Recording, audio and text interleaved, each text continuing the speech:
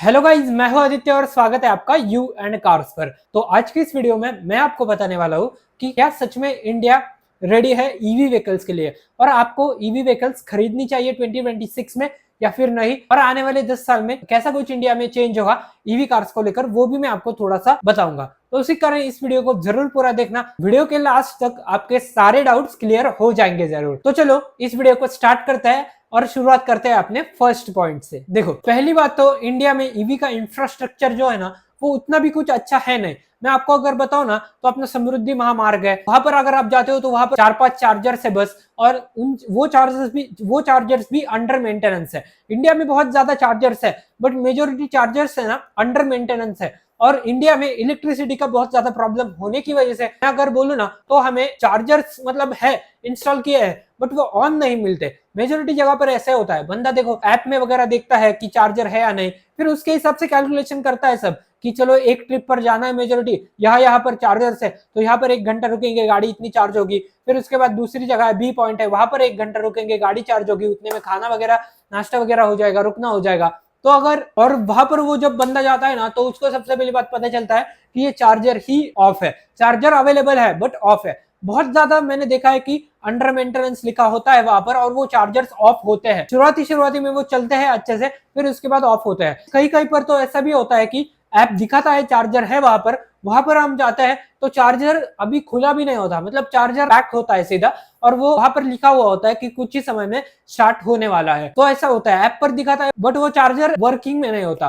तो ये भी मैंने बहुत ज्यादा बार देखा है और सुना भी है, लोगों के एक्सपीरियंस भी मैंने बहुत बार सुने हैं। आने वाले समय में मैं जरूर ओनरशिप एक्सपीरियंस लाऊंगा ईवी गाड़ियों के इस चैनल पर, तो उसी कारण इस चैनल पर बने जरूर रहना। तो ये एक सबसे बड़ा अपने इंडिया में फॉल्ट है इंफ्रास्ट्रक्चर का। हाँ, अगर आपको ईवी गाड़ी लेने है ना, आप घर पे चार्ज कर सकते हो, आपका डेली रूट एक जगह, वो उस पर भी मैं आऊंगा। बट चलो, इंफ्रास्ट्रक्चर का प्रॉब्लम है अपने इंडिया में, उसी कारण ईवी गाड़ियां अभी लेना मुझे तो उतना कुछ ज्यादा फायदेमंद लगता नहीं है। बट आगे के पॉइंट्स आप सुनो, क्या पता ये मेरा ओपिनियन बदल भी जाए। सेकंड है रिलायबिलिटी इश्यूज। जी हाँ, ईवी गाड़ियों में रिलायबिलिटी इश्यूज आता है। मेजोरिटी 2 कंपनियां हैं इंडिया में जो कि रिलायबिलिटी में उनका नाम वैसे भी खराब है, टाटा महिंद्रा। और भी कंपनियां हैं जो ईवी गाड़ियां बना रही है, बट मेजोरिटी 2 कंपनियों की गाड़ियां इंडियन मार्केट में ज्यादा सेल हो रही है, वो 2 कंपनियां टाटा और महिंद्रा। उनकी ईवी गाड़ियां जो है ना, उतनी भी कुछ रिलायबल है नहीं। मार्केट में और भी रिलायबल ऑप्शंस है बट उतने कुछ ज्यादा रिलायबल भी नहीं है वो, जितना पेट्रोल और डीजल गाड़ियां होती है। मतलब मैंने बहुत ज्यादा कम ईवी गाड़ियां देखी है 2-2 किलोमीटर चली हुई। हाँ, 1-2 गाड़ियां है इंडिया में जो कि बहुत ज्यादा चल गई है ईवी में, बट मेनली बंदा एक ईवी गाड़ी लेता है, 4-5 साल यूज करता है, 1-8 लाख किलोमीटर चलाता है और बेच देता है। लोग ऐसा ही करते हैं। तो अगर मैं बताऊं ना, तो ईवी गाड़ियां फिलहाल के डेट में उतनी भी कुछ ज्यादा रिलायबल नहीं है। उनके बैटरी में प्रॉब्लम आ सकती है, उनके मोटर में प्रॉब्लम आ सकती है, वो नीचे से डैमेज हुई तो पूरा बैटरी पैक चेंज होगा आपका, वो तो चलो इंश्योरेंस में होता है, बट तभी भी गाड़ी का मेन पार्ट खुलता है, फिर वो सब चेंज होता है। तो कहीं ना कहीं बंदे को लगता है कि इतनी बड़ी गाड़ी है, इतनी महंगी गाड़ी है, तो आगे आने वाले समय में रिलायबिलिटी के इशू आएंगे, बंदा ये सोचता ही है। तो उसी कारण मैं बताऊं ना, अभी फिलहाल के डेट में ईवी गाड़ियां उतनी भी कुछ ज्यादा रिलायबल है नहीं। थर्ड और सबसे मेन पॉइंट है जो कि बहुत लोगों से मैंने सुन रखा है, रेंज एंजाइटी। जी हाँ, देखो आपने एक ट्रिप प्लान की है, आपकी गाड़ी देती है मैक्सिमम 500 किलोमीटर की रेंज, और आपका ट्रिप का जो आना जाना है ना, वो बहुत ज्यादा होने वाला है, मतलब 1000 किलोमीटर से ज्यादा आप उस ट्रिप पर चलने वाले हो। मैं कहीं ना कहीं बताऊं ना, तो ईवी गाड़ी में जरूर से हमें रेंज एंजाइटी होती ही होती है। आप एक लॉन्ग ट्रिप प्लान कर रहे हो, प्रॉपर आपने प्लानिंग की, कहीं ना कहीं चार्जर्स का मतलब वापस से वो इंफ्रास्ट्रक्चर का इशू आया ही आपके सामने। उसी कारण मैं अगर बताऊं ना, तो रेंज एंजाइटी हर एक बंदे को होती है। जिस बंदे को मेनली पेट्रोल डीजल की आदत है ना, वो बंदा जब इलेक्ट्रिक गाड़ी लेता है तो 110% उसको रेंज एंजाइटी होगी लॉन्ग ट्रिप्स पर, क्योंकि इंडिया का इंफ्रास्ट्रक्चर उतना भी कुछ डेवलप है नहीं ईवी गाड़ियों के मामले में। तो अगर आपको रेंज एंजाइटी से बचना है ना, तो आप ईवी गाड़ियां थोड़ा सा अवॉइड ही करो।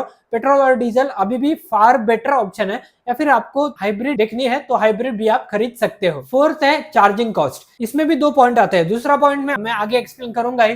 पहला पॉइंट मैं एक्सप्लेन करता हूँ कि चार्जिंग कॉस्ट। देखो, बाहर हम गाड़ी को चार्ज करते हैं ना फास्ट चार्जर पर, वहां पर भी हमें पैसे भरने पड़ते हैं, ऐप में से वो कट होते हैं। तो वहां पर भी जितना हम सीएनजी गाड़ियों में 800-900 का भरवाते हैं ना सीएनजी, उतना ही वहां पर देना पड़ता है, और उतने में वो गाड़ी सेम ही कॉस्ट चली जाती है। बस सीएनजी की 1 या 2 रुपए ज्यादा है, हाफ या 1 या 1.5 रुपए ज्यादा है, और ईवी की थोड़ी सी कम चली जाती है, कहीं ना कहीं हाफ भी हो जाती है। बट अगर मैं बताऊं ना, तो चार्जिंग कॉस्ट इंडिया में कहीं ना कहीं ईवीज की थोड़ी सी ज्यादा ही है। आप एक बार चार्ज करवाते हो, आप अगर 20 से 80 तक भी करवाते हो ना, तो यूनिट के पैसे ज्यादा पड़ते हैं कहीं ना कहीं, और हर एक यहाँ पर अलग अलग यूनिट के पैसे लेते हैं वो लोग। उसी कारण चार्जिंग कॉस्ट जो है ना, वो कहीं ना कहीं ईवी की थोड़ी सी ज्यादा ही आती है।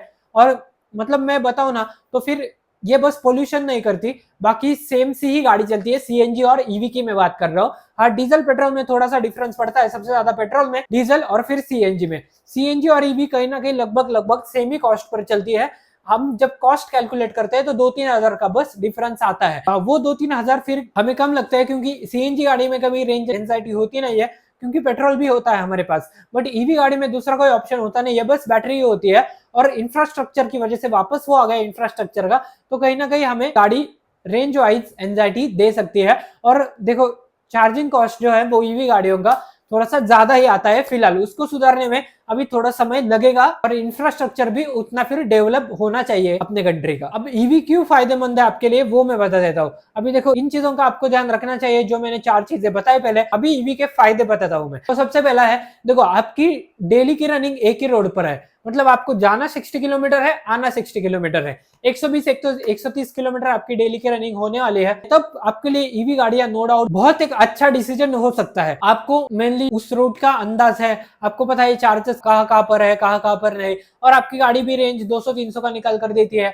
अगर आपकी गाड़ी मिनिमम रेंज 500 का निकल कर भी देती है ना, तो आपको इस गाड़ी को 2 दिन भी चार्ज करवाने की कोई जरूरत है नहीं। और आप रात को आओ, गाड़ी चार्जिंग पे लगवाओ, और फिर आपको सुबह अच्छी खासी वो चार्ज होती हुई मिलेगी।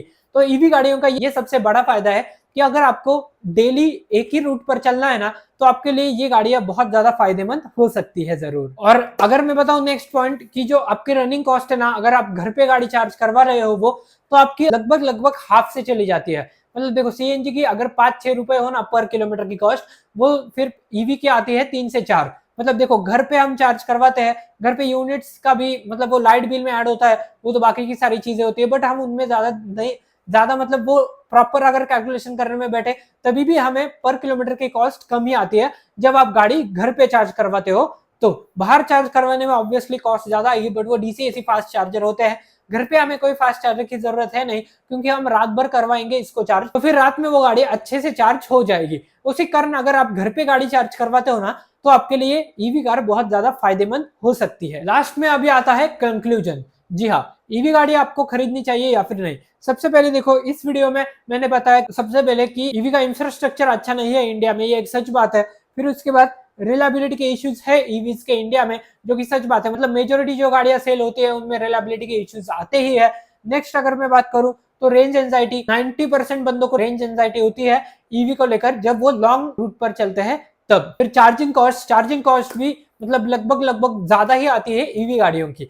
नेक्स्ट अगर मैं बात करूं, अगर आप डेली एक ही रूट पर चल रहे हो, तो आपके लिए ईवी गाड़ी फायदेमंद है। और फिर मैंने लिया कि अगर आप घर पे गाड़ी चार्ज कर रहे हो, तो भी आपके लिए ईवी गाड़ी फायदेमंद है। और लास्ट में अगर मैं कंक्लूजन पर वापस से आता हूँ, तो अगर आपको मेनली डेली एक ही रूट पर चलना है, आपका चलना उस रूट पर ज्यादा होने वाला है, तो ईवी गाड़ी आप ले सकते हो। बट आप कम उस रूट पर चल रहे हो, आप मेनली ज्यादा बाहर जा रहे हो, अनसर्टन प्लानिंग आपकी बनती है, आपको कभी भी किधर भी चलना होता है, तो आप एक डीजल गाड़ी घर पे जरूर रखना। ईवी को एज ए सेकेंडरी कार आप जरूर से यूज कर सकते हो, क्योंकि ईवी कार चलाने में बहुत अच्छा फील दिलाती है। तो अगर आपको खरीदनी है 2026 में, तो आप खरीद सकते हो, बट आपके पास एक दूसरा प्राइमरी व्हीकल होना चाहिए। एज ए सेकेंडरी आप जरूर यूज करना है इसको। तो फिलहाल यही था आज की इस वीडियो में। नो डाउट आपके सारे जो डाउट्स है ना, वो क्लियर हो गए होंगे ईवी गाड़ियों को लेकर। मिलता हूं आपको ऐसे किसी नेक्स्ट वीडियो में, तब तक के लिए देखते रहिए यू एंड कार्स।